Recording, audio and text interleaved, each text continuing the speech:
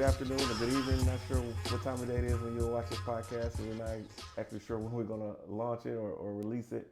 Um, Pam and I are here. We're actually going to be right now filming our first podcast, our Legacy Mentality podcast.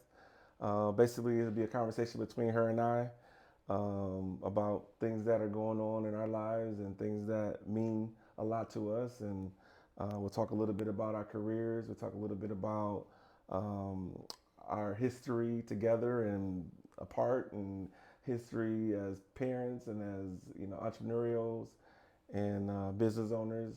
And again, we just want to kind of share a little bit of our testimony and our path to bigger and greater things as that journey continues to go. I'm sure over the course of the next several weeks and months and maybe years, our podcast will get better and better and better and better. But we got to get started at some point, so that's where we are here today. So we're gonna do a couple little icebreakers here just to get the show going. First of all, some of you guys may not know what legacy mentality is even all about. Maybe I don't know how long ago it was, like 2 or 3 years ago. I think the first introduction to the general public about legacy mentality came in the form of a clothing line, but in reality, the clothing line was just to support the message and the concept of having a legacy Here's mentality. Benji, by the way. That's Benji. Say hi. He's part of the legacy too. He's part of the podcast. Yeah, he's part of the podcast. He's actually part of the film crew. So we pay him in bones. If you're from Detroit, that means money. So if you're born in the 70s and from Detroit like myself. So like I said, so I'll start out, and then Pam, you'll jump in whenever you're ready, or I'll put you in to talk about like what is legacy mentality, what does it mean to us. So I'll have to go back a little bit. So the concept of legacy mentality actually came from a book that I haven't finished writing, and I barely started to write. But I do have a title for that book, and that book is called "Why Don't They Call Me Junior?" And it was a concept of a book that I had maybe 15, 16 years ago. And when I first thought I wanted to write this book, it came from a place of kind of like, woe is me, like why don't they call me Junior? If you know me very, very well, you still have probably never called me Junior. You may I have don't called. think nobody ever No, called no one you. ever called me Junior, right? I've never heard nobody call you No Junior. one. And it's funny because I don't even have a middle name. So it's not like they could call me something other than Ty or Tyrone. If you know me from way back in Detroit, you might know me as Toddy, which is for some little Toddy after my dad, Big Hey, Toddy. is that considered junior? So that's kind of a junior. So I Sort might of. have been complaining about nothing, right? So, but the whole concept was in the beginning anyway, and it's evolved where when I thought I needed to write, maybe for therapeutic reasons, I was kind of vetting about feeling under-recognized. I want to say unrecognized, but under-recognized by my father and maybe my mother, or maybe some older people in my life that I felt could pay me a little bit more attention. Fast forward, years go by. I have some successes, I have some failures, but the reality is that I grew over time, and at some point when I decided I needed some more therapeutic writing, I wanted to write about this why do they call me Junior, but kind of morph it into, well, they don't call you Junior because you don't refer to yourself as Junior. So it's like, take control. Like, if you want to be called Junior, introduce yourself as Junior. Stop, feeling sorry for yourself. If you want to be called Junior, introduce yourself as Junior. That's symbolic and rolls over to like anything in life. If you want to be a doctor, work hard, go to medical school. If you want to be a lawyer, work hard, go to law school. If you want to be entrepreneurial, take that leap of faith, launch your company. If you want to own a home, We'll get into that in a moment. But if you want to own a home, start renting and start buying, start saving, start taking care of your credit. But the reality, again, that transition, again, that second definition of why don't they call me junior, or the concept of it all was just about being self accountable and kind of being your own accountability partner in a sense. Um, so years go by. I meet Pam. We have a great courtship and we get married and start our life together. And when we started our life together, I didn't use the term, but for sure, when we had our daughter Zoe, we began, in a sense, to create this type of legacy, right? Because everything that we did at that point, or the purpose behind everything that we did at that point, kind of shifted naturally. It wasn't even a conscious decision. It wasn't even something that we premeditated and planned. The reality was that we need to take care of another mouth. There's another mouth to feed. There's another smile to make happen, and so our focus kind of shifted from, again, each other as individuals or each other as focusing on each other with this, this reciprocal relationship. There was this third party involved, and that kind of started this plight as far as this legacy mentality. So today in our life and in our ministry and our work and the way we, run our businesses and the way that we parent our children and deal with our friends and family, um, the legacy mentality, and I believe this will be the last definition, is about essentially living for your descendants, okay, and not just our daughter and our son Devin, or any relative, nieces and nephews. Your descendants are defined by anyone that somehow your interaction with them could change the trajectory of their life. It can literally change their It outcome. could just be a conversation. It could It just could be a just be a conversation. smile. It could be a Sometimes. smile, a conversation, because sometimes a smile sparks a conversation that sparks a breakthrough, that takes the situation to a whole new level, right? And they're contagious too. Like if someone smiles at you, you just smile, and then you just feel like, okay, now I'm gonna smile to the next person, and Absolutely, it just keeps going. it's like a virus, a good virus. Yeah. Shouldn't be talking about viruses right now. I don't know. Do we say that we're over the pandemic? Um, I don't think it's over. I think it's still around. I think we're a little more. It's like the new reality. It's like the new flu. I don't know. The new flu. The new flu. Because now, like, what, you only like quarantine for like 4 days or something like that, and then But you could go back. people are still dying. People are People are still still dying, getting sick. so you still But definitely need to be careful. it's like, it's kind of like the new norm, which is kind of crazy that how fast, just 2 or 3 years have gone by. The fact that those 2 or 3 years went by so fast, Right. and when you look at the statistics, there's still people sick and there's Yeah. still people dying. So we pray for those people every day. So, but so legacy mentality in my life, and it kind of stems from that place, right? Obviously, we're a tandem, we're a team, and so Pam has her definition and her, I guess, way of applying the legacy mentality to her life. One of the ways that she's able to do that is through her career, and so I'm going to get into that. But real quick, we're going to take a short break. Owning a home has always been a part of the American dream. P&B Home Group is dedicated to helping you realize that dream. If you are seeking a home loan, or if you want to refinance your existing home, we are here to serve you better and to guide you through each step of the loan process. Call us today or visit us online at pmbhomegroup.com. P&B Home Group by Security Mortgage Corporation, Equal Housing Lender.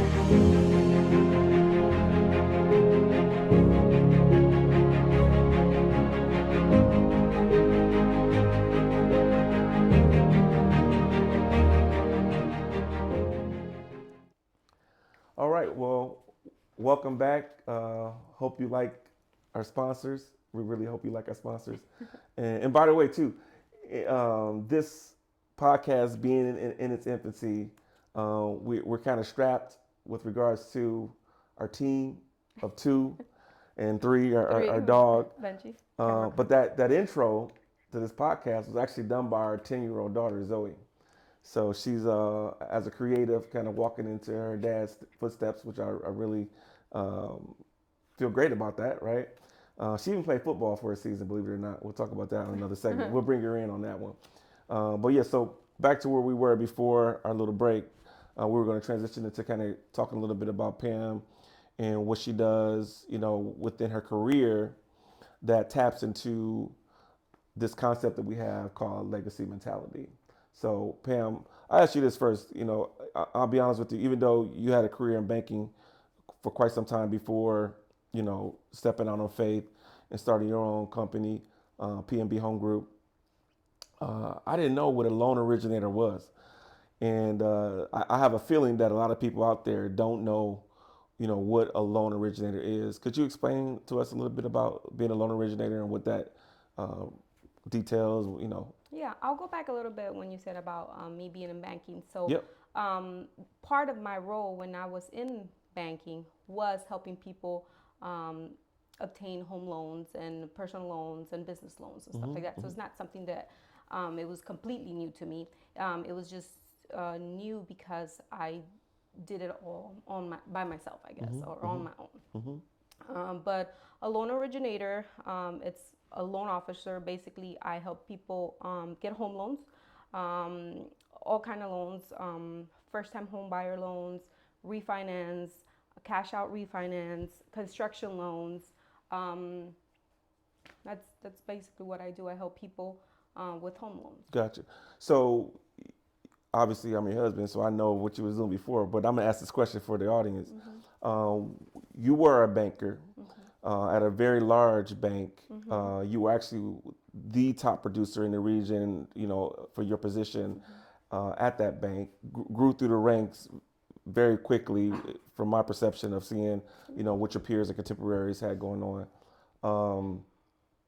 What made you leave a career like that to be in that stable scenario, with a guaranteed paycheck, making bonuses, getting promoted almost every year it seemed? What made you walk away from, being with several licenses, going to school, studying, getting certifications, a lot of sacrifice, a lot of long hours to get to where you were, to give all that up, or did it even feel like you were giving all that up? But what made you make that transition? So, I loved working. I worked for Wells Fargo. Okay, but I loved working with Wells Fargo. It's a great company. I learned a lot. I met a lot of great people. Have really good connections still. It all started, I would say, when we were looking to get our first home loan. Now, keep in mind, I've been working for the bank at this time for like 7 years. And, we both have great credit. We made pretty decent money. We applied for a loan and we got declined. And I just couldn't believe it. And it was crazy because I see it happen. We did get that one approval for $45,000. Okay, that was something else. But that was something else. But I used to see it a lot with my customers, and I was just like, man, their situation just must be horrible. It doesn't work. But then when it happened to us, and I knew that we made pretty decent money, our credits was great, and the fact that they couldn't approve this like really really hurt my feelings. And then when I was able to get with another loan originator and they were able to approve us right away, it just made me feel so bad for the people that I would just decline right away, so that was part of the reason why I left.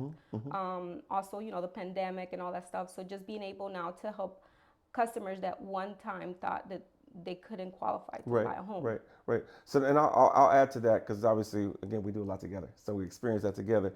So I remember when we applied for our first home loan, and looking back now, and we're into our second home now, but with our second mortgage, I remember the first one being a little bit stressful for me because I think I had some issues, not credit-wise, but just loose ends. It was my first few years being... So it's a little more difficult to get a home loan. I don't want to say difficult. It's just a little bit more time-consuming, more things that we have to ask for when you have a business. Right. That's what I was getting at, right? Because I was self-employed. At like a regular bank, if you don't fit in this cookie-cutter loan that they have, it's kind of hard. So if there's...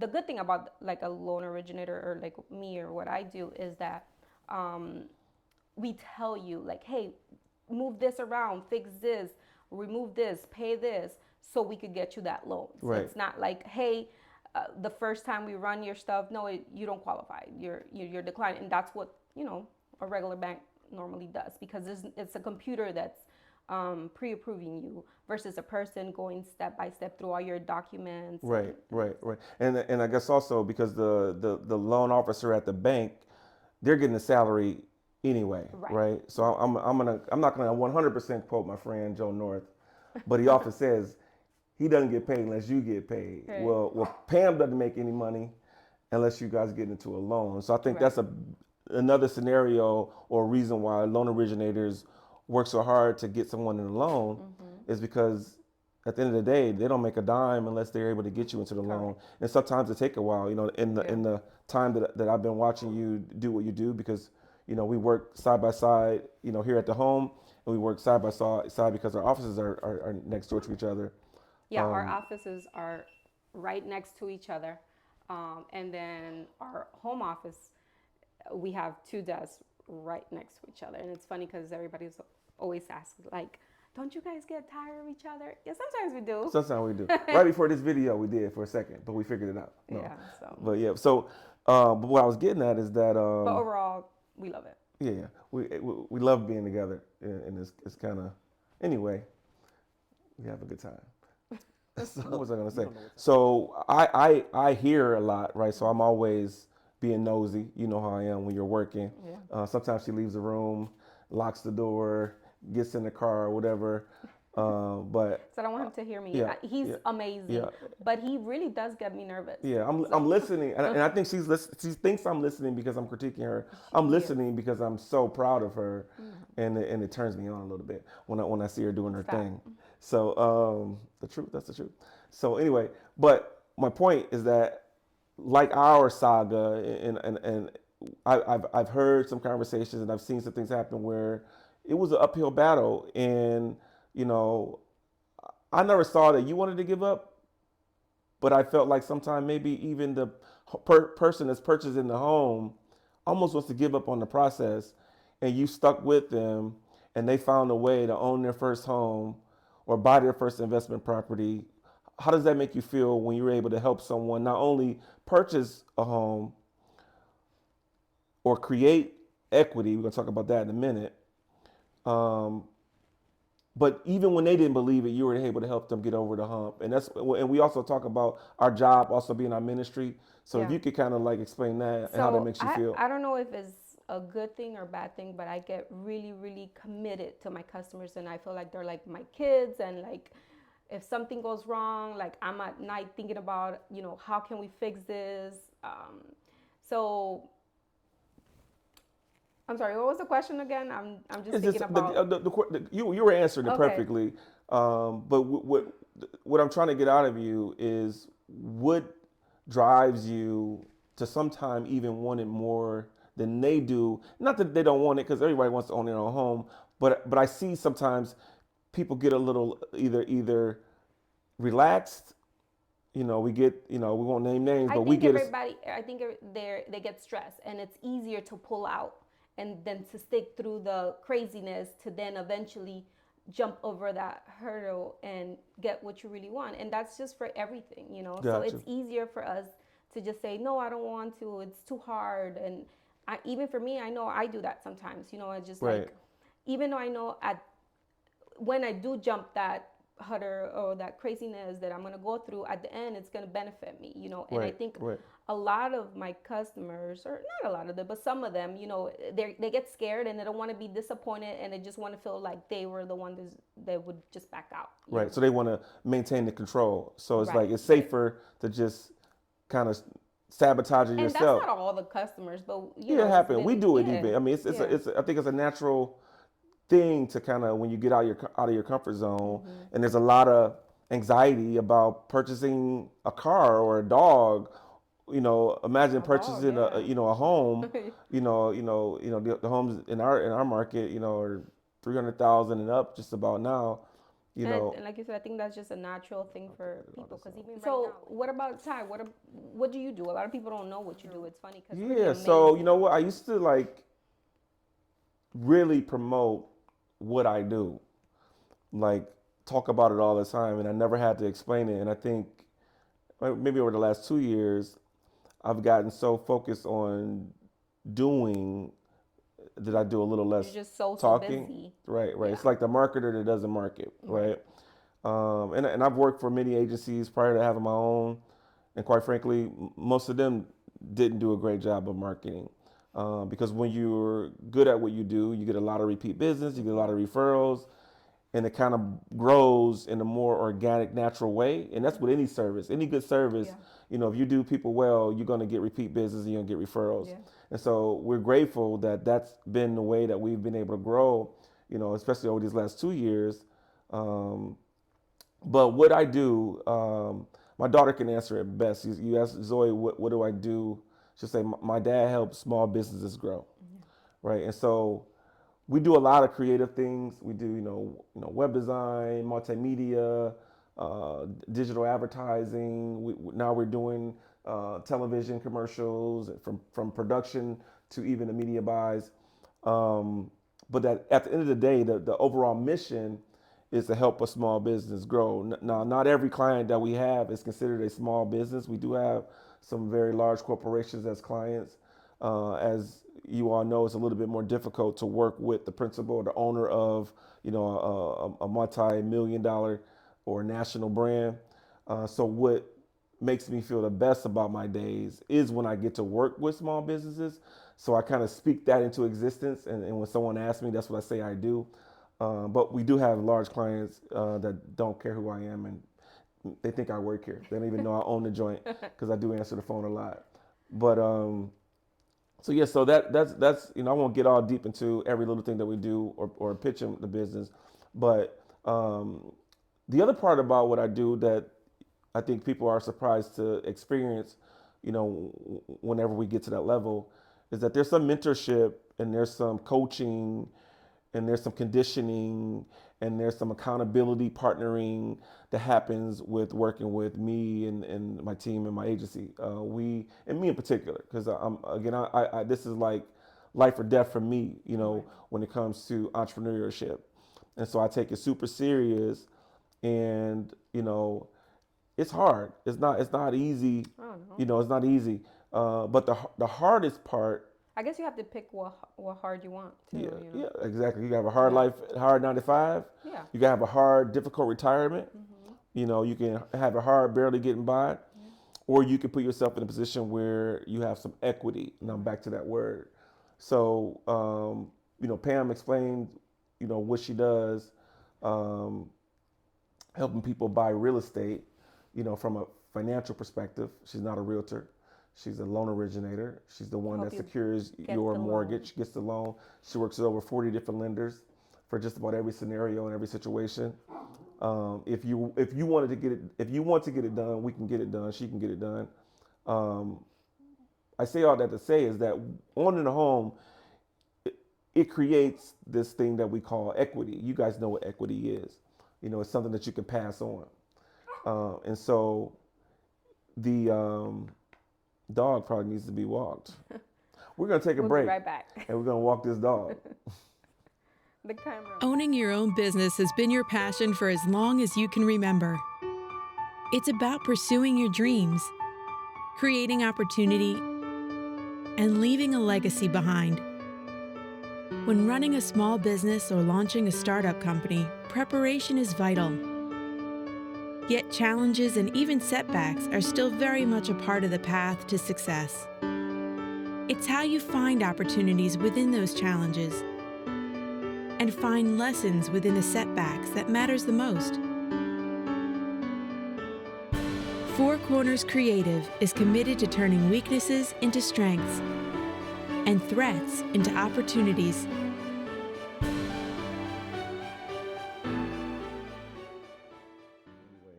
So we always talk about this legacy mentality, obviously, right? But this is my turn.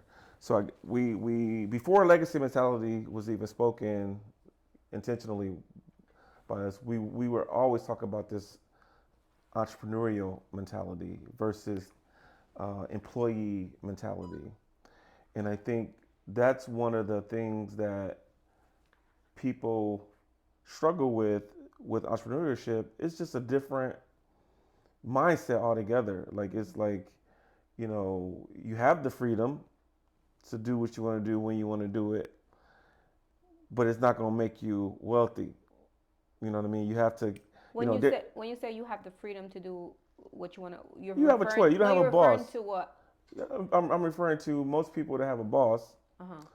feel like if I don't do what I need to do, I'm gonna get in trouble. I'm gonna be Right. reprimanded. I'm gonna lose pay. I'm gonna get written up. Yeah. So when you step into this entrepreneurial space and you become self-employed or you start your own company, um, I've seen it where people feel like, well, now is my time to do what I want to do when I want to do it. And in reality, it's my belief, anyway, and what I've exercised is that, when I've had my most growth spurts, I work 50, 60-hour weeks, not Yeah. 40-hour weeks, Yeah.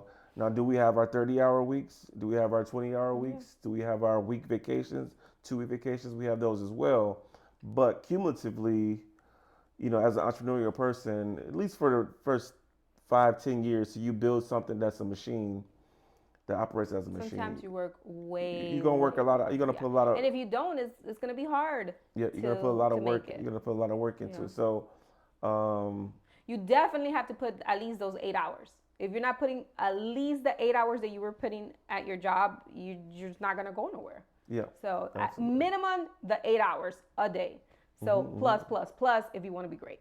Got you.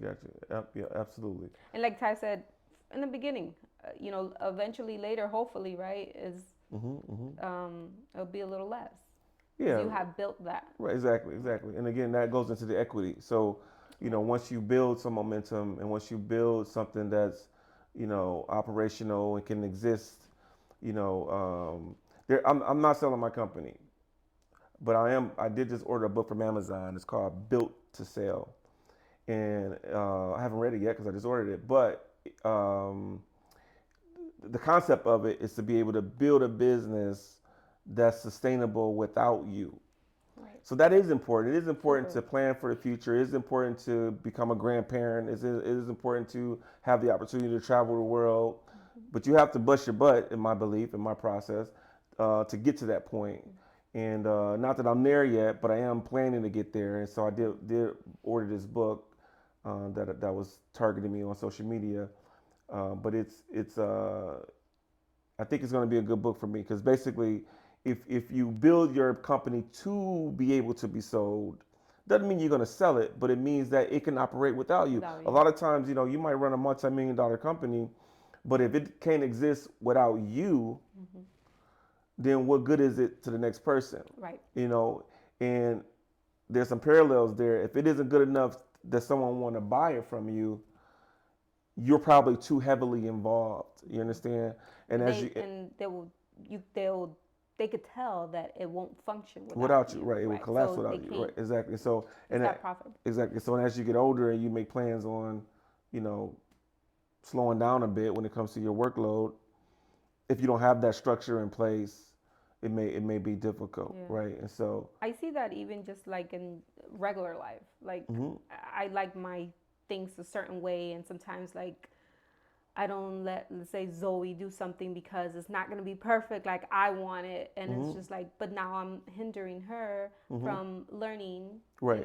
because I'm trying to make it perfect, right? To micromanage, right. And so when you translate that same kind of mentality of micromanaging to a business, it can also make your business not very sustainable. What if you get sick? What if you have an injury? What if there's a lot of what ifs, and a lot of them could be pretty severe and pull you out of the game. And if you are out of the day-to-day flow, will that company survive? You know what I mean? I know that my company would if I had to take a long-term absence, but I believe over time, if it was as it is today, things may not perform at the level with my heavy involvement, and I'm good at what I do, so I kind of feel good about that. But I'm also getting older, and I do want to start thinking about my transition into part time, advisory board, and off and on back to being a barber and messing up little kids' heads. That's what I'm gonna do when I retire. No, you're not. Yes, I am. I'm gonna go back to being a barber. I'm gonna be messing them heads up. That's what I'm gonna do. No, you're not. Push your hairline back, Jack. That's what they're gonna call me. No. That's what I'm gonna do. So yeah, but I think this is a good first segment. I think before we start rambling, Because we're known for that. we're known for that. Especially him. Yeah, but we need some wine. Next time we're gonna be here with a glass of wine, or maybe a bottle with a couple glasses. I think it'll lighten the mood a bit. And but I appreciate everybody for tuning in. This is episode 1. We're on that movement from good to great to excellent. Hopefully, This is okay, barely making hopefully it. this is okay, good enough. But what I would like everybody to do is in the comments below, if you could maybe give us help us with our dialogue for the next go around. If you got any questions for us about our work, about our life together as a married couple, our parenting styles, Pam's history from being born in Honduras and growing up in Miami and moving into Naples, my experience of growing up in the hard streets of Detroit, only for a few years and I moved to the suburbs. And then being a Marine, I got some good Marine stories. And then again, finding my career path as a Marine. I was actually a graphic artist as a Marine. But anyway, if you guys want to, ask some particular questions about us, we would really like it if you put that in the comments below. And then next time you see us, we hope to be able to do this at least twice a month. If our schedule permit, we might do it 3 times a month and maybe even once a week. But the commitment that we're going to make right now is twice a month. And then we'll see where it goes from there.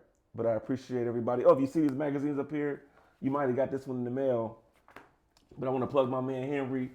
One Dominion put us on the cover a couple months ago. Very nice magazine. This was the first print edition. They're printing them all right now, but you got to go to onedominion.com and get your copy. I think it's onedominion.com or onedominionmag.com. But if you Google One Dominion magazine, you're going to come up with the website. But I appreciate you guys. Pam, you got anything you want to say before we jet out of here? Thank you. See you soon. What about Benji? You want to bark again? All right. We love y'all. I love you. All right.